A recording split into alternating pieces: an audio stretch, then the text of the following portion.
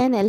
তো আজকে হচ্ছে আমাদের ঘরে অনেক রকমের ভাজা টাজা আর মাছ মাংস কিছুই চলবে না, কারণ আমাদের বাড়িতে আজকে অতিথি আসছে। আমার ননদ আছে, ওর হাজব্যান্ড আছে আর ওর বাচ্চাটা, ঠিক আছে। তো ওরা মানে বলেছে সিম্পল খাবার খাবে, মানে সিম্পল বলতে কি একেবারে সিম্পল না। তো আমি কি করেছি, ভাত কলার পুর বানিয়েছি, এই যে মশলাগুলো সব রেডি করে নিয়েছি আর ভাজি বানিয়েছি। ভাজি বলতে কি দেখিয়েছি তোমাদেরকে, তিতকরলা ভাজি, তারপরে ডাঙ্গুটি ভাজি, এগুলো সব ভাজি করেছি। ভাজি বানিয়ে আর ডাল বানাবো আর একটা নিরামিষ সবজি বানাবো, সেটাও তোমাদেরকে দেখিয়েছি। তো ওরা সবাই এসে গেছে, এসে সবাই খেলাধুলাতে লাগছে। দেখো এই যে আমার ননদের ছেলে, ও খেলাধুলা করছে, এদিকে আমার সোনামাটা ও দেখছে, কারণ ও তো আর ওকারে বসতে পারবে না, ওর হাইটই হয়নি অতটুকু। যখন একটু বড় হবে তখন ওর জন্য নিশ্চয়ই নিয়ে আসবো, আর ওর জন্য যখন আনবো তখন ওর জন্য ওর ফেভারিট কালার আনবো পিঙ্ক কালার।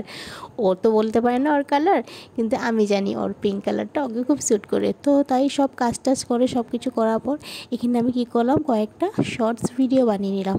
কারণ ঘরে তো অতিথি আছে, জানোই বাড়িতে অতিথি থাকলে, গ্যাস থাকলে তখন আর এইগুলো মানে কিছুই হয় না, কিছুই চলে না। তো আমি কি করেছি, আমার মনাকে নিয়ে যখন রুমে এসেছে, ওকে ঘুম পাড়িয়ে আমি চট করে 5-6টা মতন শর্টস ভিডিও বানিয়ে নিয়েছি। কারণ জানি পরে হয়তো সময় পাবো না, পরে আবার বিকেল থেকে আবার কাজে লাগতে হবে। তো তাই কি করলাম, আমি কিছু কিছু শর্টস বানিয়ে নিলাম। তোমরা দেখে হয়তো ভাবছো ঝাড়ু নিয়ে কি করছি, অ্যাকচুয়ালি এটাও শর্টসের একটা থিম, তো তাই ঝাড়ু নিয়ে ভিডিওটা করছি। তো যাই হোক, ভালো লেগেছে। সবাই আসলে, বাড়িতে যখন কেউ আসে মাঝে মধ্যে থাকলে খুব ভালো লাগে, কারণ সবসময় তো একা একাই থাকি, বাড়িতে কথাবার্তা বলারও কেউ থাকে না। তো তাই আর কি, সবাই আসলে ভালো লাগে। তো এই ভিডিওটা যখন বানাচ্ছিলাম আমার মনে অলরেডি উঠে গিয়েছিলো। তো কী করবো, চট করে ওকে এরকম একটু খেলিয়ে টেলিয়ে আমি শর্টসটা বানিয়ে নিলাম। তো আজকের মিনি ব্লগটা কেমন লাগছে নিশ্চয়ই জানাবে। Bye bye.